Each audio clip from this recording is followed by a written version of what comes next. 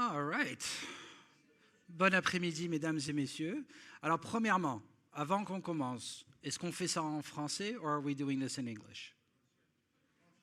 Français partout? All right, on y va avec le français. Donc, je me présente, mon nom c'est Eric Amar, je suis un des plusieurs SE, donc une personne technique qui travaille chez Veeam. Comme d'habitude avec mes présentations, je vais commencer avec 3 questions. S'il vous plaît, mesdames et messieurs, levez la main si vous avez un plan de recouvrement au cas d'urgence pour votre infrastructure. Tout le monde devrait lever la main, juste à fois. Okay. Là, on va rentrer dans un petit peu plus compliqué. Qui c'est qui a un plan de recouvrement qui est documenté? Hey, les chiffres, ils montent, man. J'aime le... Mais le chiffre, il monte. Je vais vous dire, ça fait 20 ans que je pose ces questions et d'habitude, ça fait 20 ans que j'ai les mêmes réponses. Donc déjà, le fait qu'il y a plusieurs personnes qui ont levé la main sur la documentation, c'est bon. Dernière question. Qui c'est qui a un plan de recouvrement qui est documenté et qui est testé? Hey! Ouais, j'aime le... Ouais, encore, on est encore là. Mais c'est excellent. La vérité, c'est parce que présentement, qu'on soit d'accord, il y a beaucoup de lois, il y a de gouvernance, il y a la loi 25, la loi 15, dépendamment de tout ce que vous faites dans l'environnement. Aujourd'hui, j'ai vraiment envie de vraiment parler, qu'on appelle, on dit ça en bon anglais, Unleashing Radical Resilience. Donc vraiment pour donner l'histoire au point de vue de la résilience et comment est-ce que Veeam peut aider dans cette histoire.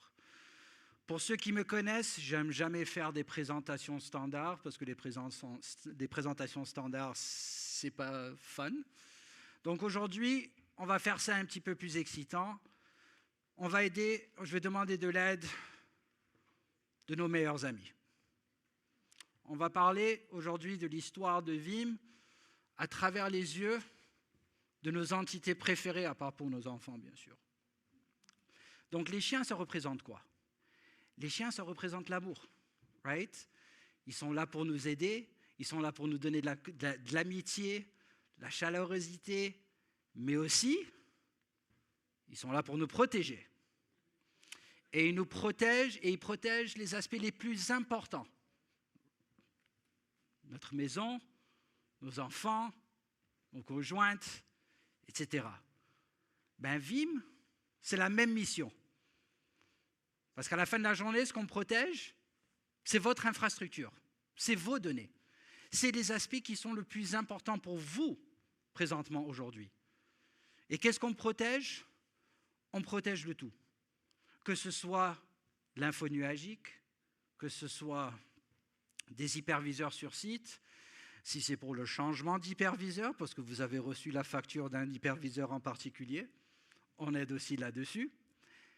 Que ce soit des données structurées, des données non structurées, on le protège de tout.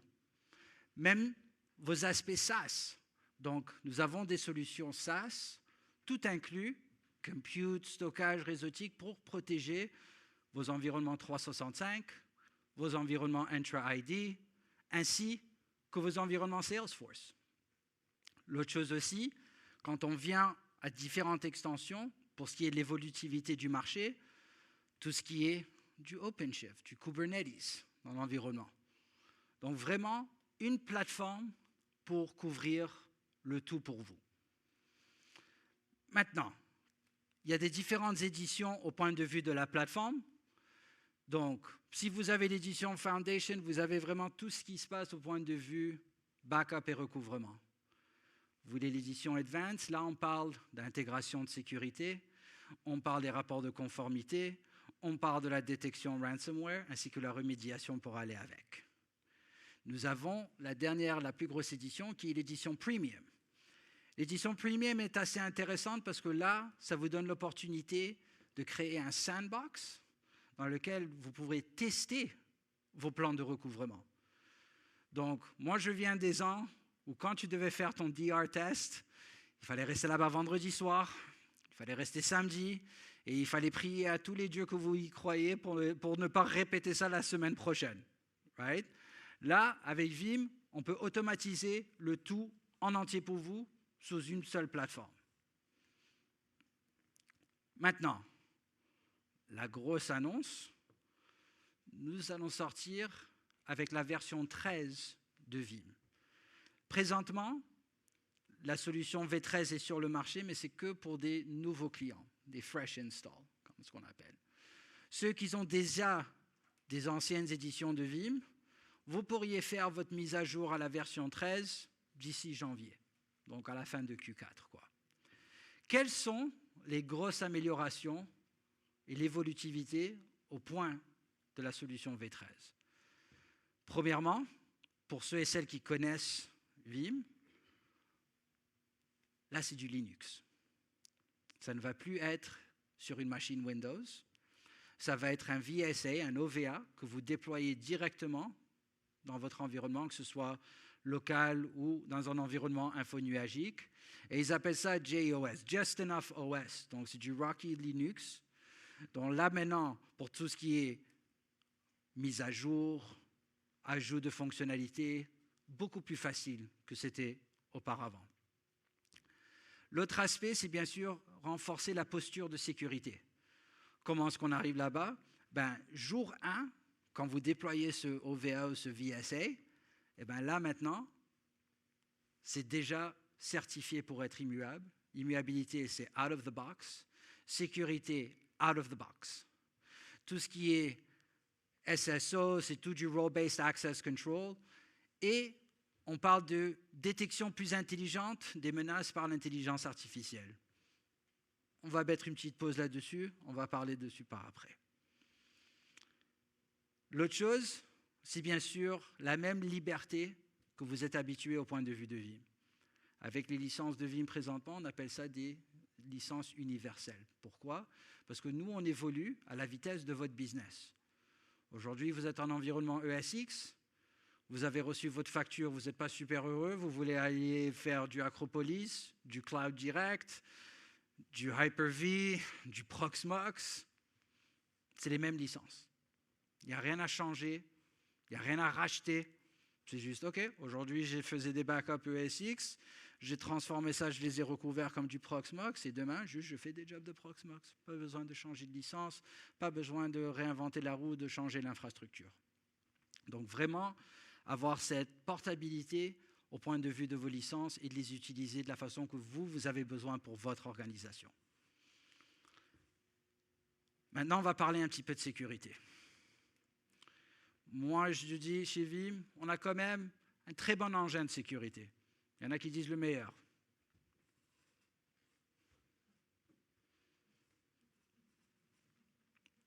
Mais blague à part, comment est-ce que Vim se rapproche et notre approche au point de vue de la sécurité? Quand on parle de résilience, c'est avant, pendant et durant le recouvrement. Donc, qu'est-ce qui est offert aujourd'hui? Si on parle avant le backup, là, on a un Incident API que vous pourrez intégrer directement dans votre infrastructure. Nous avons un Security Compliance Analyzer et nous avons aussi Recon Scanner by Coveware. C'est quoi Recon Scanner?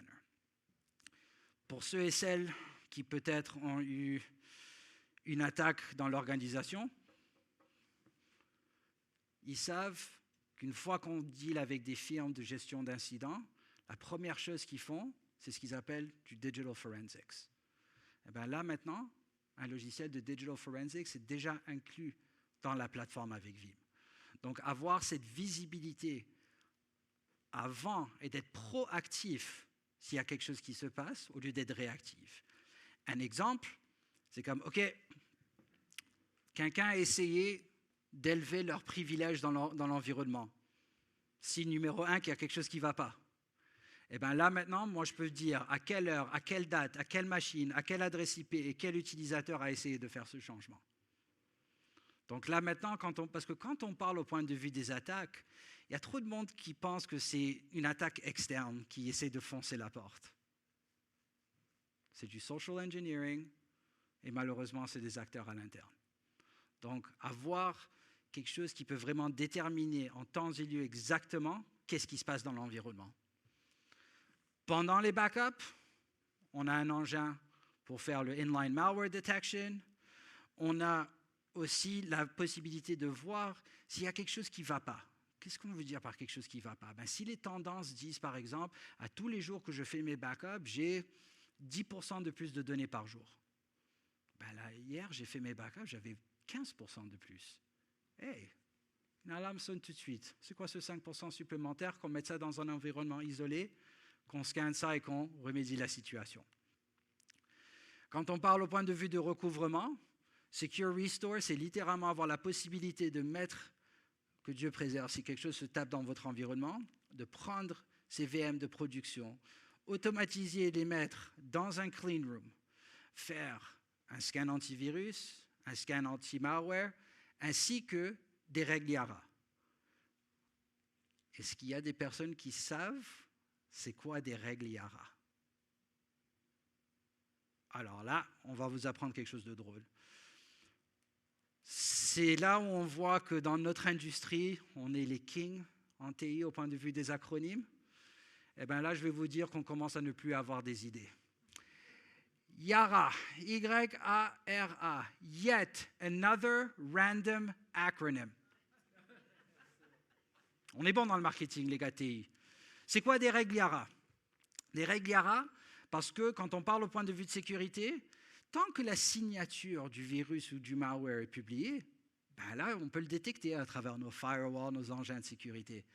Mais si la signature n'est pas postée nulle part, je ne cherche rien, alors tout rentre.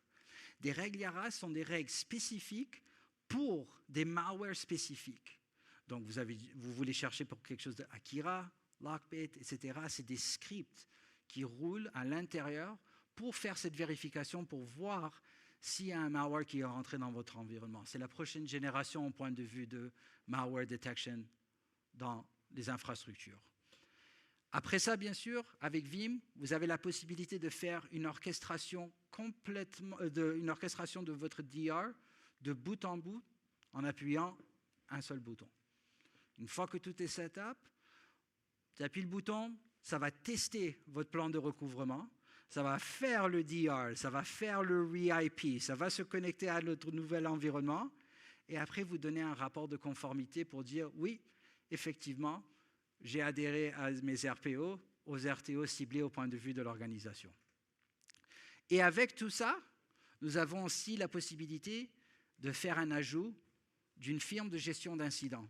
Alors, comme j'ai dit, Coveware, c'était une organisation que nous avons achetée qui, eux, se spécialisaient au point de vue des Fortune 500 quand ça revient à la gestion des incidents. Donc, si vous n'avez pas aujourd'hui une gestion d'incidents pour votre infrastructure, c'est quelque chose qui peut être offert par Vim. Donc, vraiment, des grosses évolutions.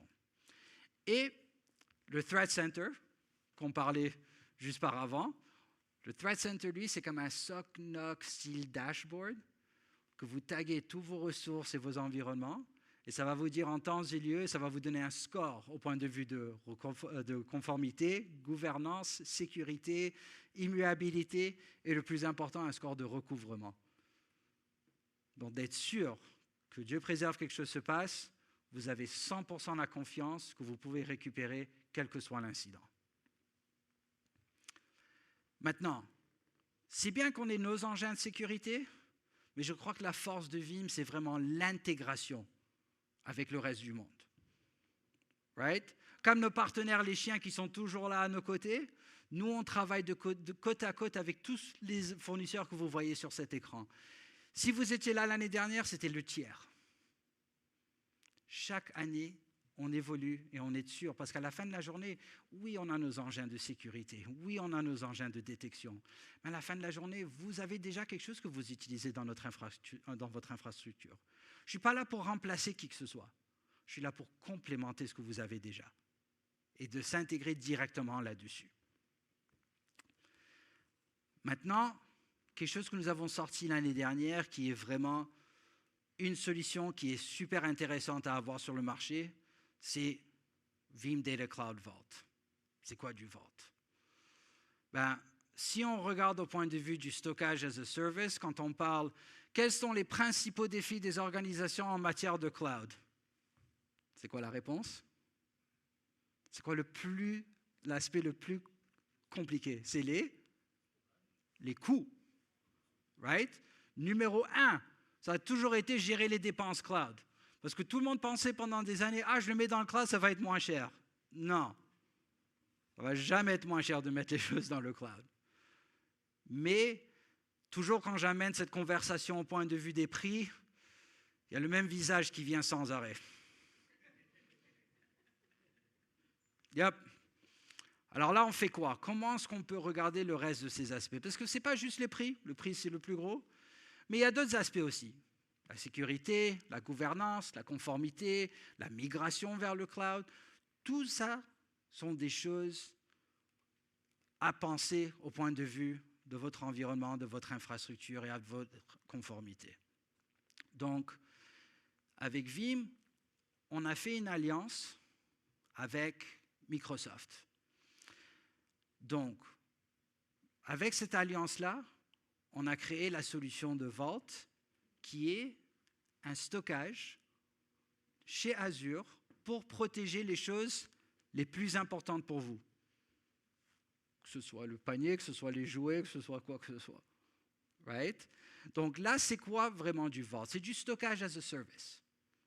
Right? C'est du stockage Azure dans lequel vous avez une intégration directe avec la console de Veeam. Si on regarde quels sont les gros points là-dessus, bien sûr, c'est la prévisibilité. Pourquoi la prévisibilité? Parce que quand on parle de cloud, comme on dit, c'était jamais facile à calculer. C'est quoi mon prix de mon stockage? Tu as ton prix par terabyte par mois, tu as ton prix au point de vue des appels API, tu as tes read calls, tu as tes write calls. Tu sais, la facture, elle commence à grandir là. Après ça, c'est comme j'ai mon ingress, j'ai mon egress. Et boy, à la fin de la journée, ce stockage qui devait me coûter $20 le terabyte, là, c'est plus $27-28 le terabyte par mois là. Être prévisible au point de vue des coûts, surtout les coûts stockage infonuagique, c'est hyper important. Et ça, c'est ce que la solution amène sur la table. Au point de vue de l'évolutivité, c'est simple. Aujourd'hui, vous avez besoin de quelques terabytes. Vous faites l'évolution, vous avez besoin de plus de stockage. C'est automatiquement coterm à l'intérieur et vous pourrez grandir à l'allure et à la vitesse de votre business. Comme j'ai dit, c'est basé sur du Azure. Donc, être sûr d'avoir ces 12/9 au point de vue de sécurité derrière là-dessus. Pour ce qui est de la sécurité, c'est logiquement séparé au point de vue de votre prod parce que ce n'est pas un tenant à vous, c'est nous qu'on le gère pour vous. Donc, c'est quelque chose qui est en dehors, comment dirais-je, de votre réseau. Donc, ajoutez cette séparation logique de votre infrastructure avec ce Vault. Jour 1, c'est toujours immuable et c'est toujours encrypté. Je ne sais pas pourquoi, j'ai des clients aujourd'hui qui me demandent la question, « Ok, ouais, c'est super cool, mais est-ce que je peux désactiver l'immuabilité ?» Non. Et je ne sais pas pourquoi vous voulez éteindre l'immuabilité, mais pour être conforme au point de vue de sécurité, gouvernance, etc., out of the box, c'est immuable. Pour ce qui est des clés, vous pourriez utiliser les clés de Veeam, ou si vous avez déjà des clés à vous, un KMS que vous utilisez à l'interne ou quoi que ce soit, on peut s'intégrer directement là-dessus aussi, comme ça utilise vos clés de sécurité, vos clés de chiffrement là-dessus. C'est quoi le prix? Ça, c'est les prix list. Je ne travaille pas en vente, les personnes en vente, ils sont derrière. Si vous voulez voir quels sont des prix au point de vue non list, s'il vous plaît, parlez avec eux à la fin de la présentation. Alors, quand on parle des prix, il y a l'édition Fondation ou l'édition Avancée. C'est quoi la différence entre l'un et l'autre? L'édition Fondation est basée sur du LRS de Microsoft. LRS, c'est l'acronyme pour Local Redundant Storage. Local Redundant Storage, ça veut dire vos données sont dans un centre de données de Microsoft répliquées à travers 3 places différentes dans le centre de données. Aussi, quand ça revient au recouvrement, il y a ce terme au point de vue de recouvrement qui s'appelle the Fair Use Clause. C'est quoi the Fair Use Clause? D'habitude, quand tu as des backups, tu as un certain pourcentage que tu as le droit de récupérer par jour. Je vois des têtes qui disent oui, ils savent déjà de quoi je parle. D'habitude, c'est entre 5 à 10% qu'ils vous donnent comme allocation. Nous, on donne jusqu'à 20% pour le Fair Use. Donc, on essaie de doubler ce qu'il y a au point de vue de ce que l'industrie offre. Le $24 par mois, lui, c'est ZRS, donc du Zone Redundant Storage. Donc, les données sont répliquées à travers plusieurs centres de données pour augmenter la résilience là-dessus. Et non seulement ça, quand on parle du recouvrement, c'est le recouvrement en entier, pas un sou supplémentaire. Vous avez 1 pétabyte de données, vous devez recouvrir 1 pétabyte, ça coûte 0. Il n'y a pas de frais supplémentaires par après. Et comme j'ai dit, tout là-dessus, tous les appels API, transactions, c'est un flat fee par mois pour avoir cette prévisibilité au point de vue de vos données. Maintenant, quels sont les résultats qu'on voit là-dessus? Je veux mettre une grosse étoile là-dessus parce que si je parle à 20 clients en un jour au point de vue de c'est quoi vos coûts infonuagiques, il n'y a pas un client qui a le même prix. Donc c'est super difficile à donner au point de vue des prix. Donc la façon que j'ai fait, encore juste pour mettre le gros astérix là-dessus, moi ce que j'ai fait c'est que j'avais mis pour un 100 terabytes par mois et j'ai pris juste le calculateur d'Azure de base. Et je n'ai pas de contrat, je n'ai rien du tout, je plug mes chiffres à l'intérieur, j'ai besoin de protéger 100 Tera de données avec ces appels API, etc. Azure Estimated Cost après 1 an, c'est 31 000 $. Pourquoi? Parce qu'on voit beaucoup de frais supplémentaires. The data retrieval cost, the operations, etc. Là, quand on regarde avec Vault, avec Vim, c'est presque la moitié. Encore, c'est rien d'extra. C'est juste le fait que si vous regardez tout ce que vous payez, c'est le prix par Tera par mois. That's it. Il n'y a rien de supplémentaire. Parce que pour ceux et celles qui sont habitués au point de vue du stockage infonuagique, les appels API, ça s'ajoute très vite. Le egress, ça s'ajoute très vite. Donc ça, c'est le type de résultat que j'avais fait, littéralement, comme j'ai dit, de voir directement à travers le portail Azure. C'est quoi la vraie vie? La vraie vie, avec les clients que je travaille avec, au point de vue de leur prix qu'eux, ils avaient avec du Blob, avec Microsoft, etc., c'est entre 15 et 17% de moins cher. Par Tera, par année, ça revient à beaucoup de sous à la fin de la journée. Et encore, juste avoir cet aspect prévisible, sachant que s'il y a quoi que ce soit, le gros use case qu'on voit là-dessus, c'est les tapes. Parce que le tape a toujours été quelque chose qu'on gardait pendant des années. Ben là, on commence à réaliser, hey, si je mets un tape sur une étagère pendant 20 ans, pas sûr si ça va marcher. Et non seulement ça, c'est que là, dans les dernières années, je dirais à peu près 1 an et demi, la technologie LTO a changé. Avant, tu pouvais aller lire et écrire 2 générations derrière. Ben là, ça ne marche plus comme ça. Depuis LTO 8, c'est comme, tu veux LTO 8, il faut LTO 8. Si tu veux aller LTO 9, ça ne va rien que faire du LTO 9, ça ne peut pas lire tes LTO 8. Donc là, littéralement, vous êtes bloqué à chaque génération de nouveautés qui vont sortir. Donc là, maintenant, vous avez une façon prévisible pour sortir toutes vos données, les mettre dans une solution infonuagique et garantir votre SLA. Parce que je ne sais pas qui d'entre vous a fait un restore ou un DR test à travers du tape. Pas évident. Parce que tu dois prier encore que tout marche bien, sinon tu dois refaire le tout. Et sortir des dizaines de terabytes de données du tape, c'est long. C'est comme regarder le gazon en train de pousser. Ça va très lentement. Right? Et vous ne pourrez pas garantir votre SLA avec du tape. Là, on parle de façon garantie à faire un recouvrement de vos données. Donc, j'ai parlé de beaucoup de choses aujourd'hui, mais de quoi ressemble votre histoire pour votre organisation dans vos environnements? Si on regarde au point de vue de Vim, c'est, OK, j'ai les préventions ransomware pour tout ce qui est détection, vérification, immuabilité, un clean room pour pouvoir faire ces tests de recouvrement et avoir des rapports de conformité derrière pour être sûr que s'il y a quelque chose qui se passe, on va recouvrir nos environnements. Que ce soit la détection à travers les règles IARA, notre engin ou un engin externe que vous utilisez déjà. Vous avez un Cisco, un Palo Alto, n'importe quelle vraiment solution de sécurité sur le marché. Vous avez un CrowdStrike, on s'intègre directement là-dessus. Avoir la possibilité de faire une récupération rapide et propre, sans malware, sans virus, sans rien du tout, où vous voulez, quand vous voulez.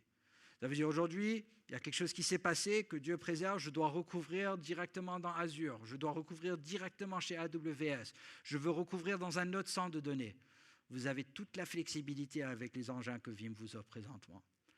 Et avec tout par après, il y a aussi la gestion d'incidents si c'est quelque chose que votre organisation regarde. Donc le digital forensics, la négociation si nécessaire, on ne veut jamais aller là-bas, mais des fois c'est nécessaire. Tout ce qui est décryption et post-incident documentation. Et avec ça, mesdames et messieurs, avez-vous des questions? Ça, c'est Patate. Pour ceux qui connaissent Patate, qui ont déjà fait des appels conférences avec moi. D'habitude, il n'est pas réveillé d'habitude la plupart de mes appels. Il est toujours allongé sur le sofa derrière moi. Mais oui, ça c'est mon chien. Ça c'est Patate.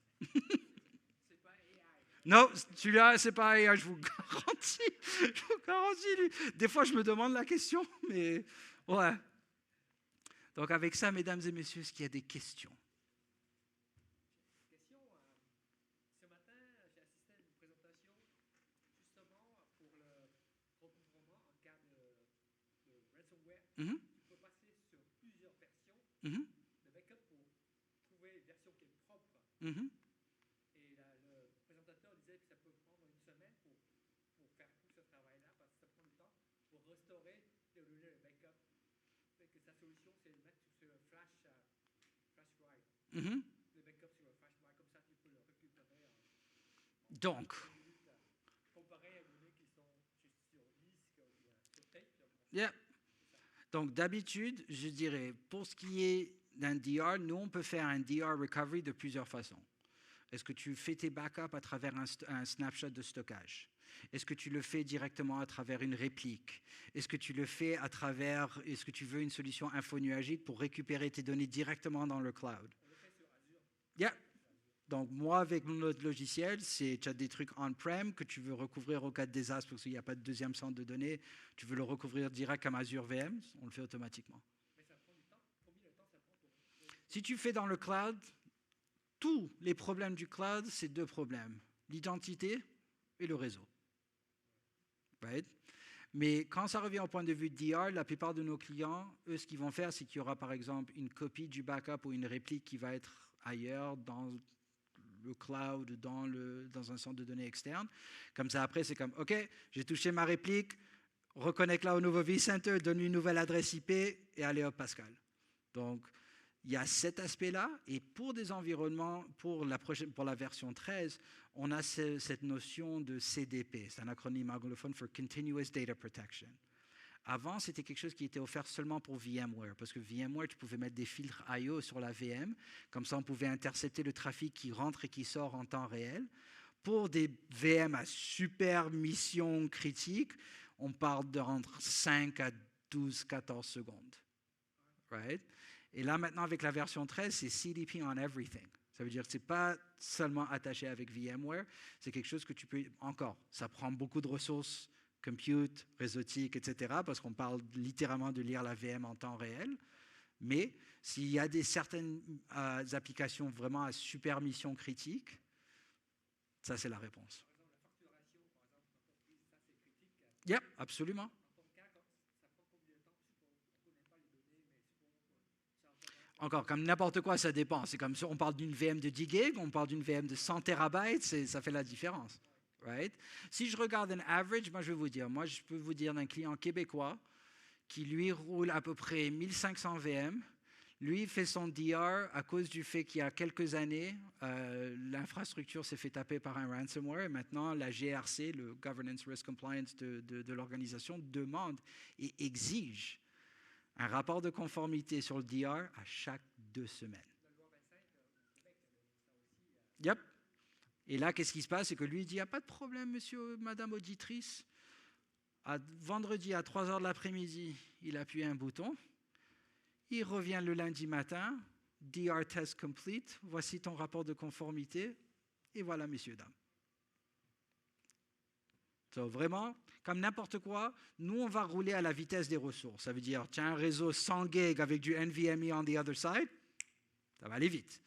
Si tu as un réseau 1 gig et tu as une latence là-dessus et c'est sur du disque à 7200 tours, qu'on soit d'accord, ça va prendre beaucoup plus de temps. Il faut prendre plusieurs versions avant de trouver la version qui est propre. Ben, nous, on fait la détection à l'avance là-dessus. So, littéralement, comme nous, on peut trouver le restore point comme presque instantanément. So, c'est là l'avantage qu'on amène sur la table. D'autres questions? Alors moi, je dis ça sur toutes mes conférences et tous mes appels, les questions ne viennent jamais quand nous sommes tous ensemble. S'il y a des questions qui viennent par après, il y a toute l'équipe de Vim derrière. Vous pourriez nous contacter directement, contacter votre directeur, directrice de compte. Moi, je suis juste le nerd là-dedans, alors moi, je suis juste là pour répondre aux questions techniques. Mais oui, allez-y. C'est intéressant, parce que tu parles du prix de make-up. Prix, c'est les ce gars-là. Moi, ah, le prix de stockage, oui. Parce que la raison pourquoi on peut vendre du Azure moins cher qu'Azure, c'est parce que le stockage est dédié pour nous. Ça veut dire que tu ne peux pas l'utiliser pour de la production ou quoi que ce soit. C'est du stockage dédié pour vos backups de Vim. Donc, à cause de ça, on a réussi à faire cet accord. Ah oui, ça c'est, et non seulement ça c'est Azure. D'ici quelques mois, AWS est le prochain sur la liste. Yep. Yep. Et s'il y a d'autres questions, mesdames et messieurs, je sais que je suis le blocage entre vous et le vin, mais s'il y a quoi que ce soit d'autre par après, on est là pour ça. Je vous remercie énormément pour votre temps aujourd'hui et j'espère vous voir et vous parler bientôt.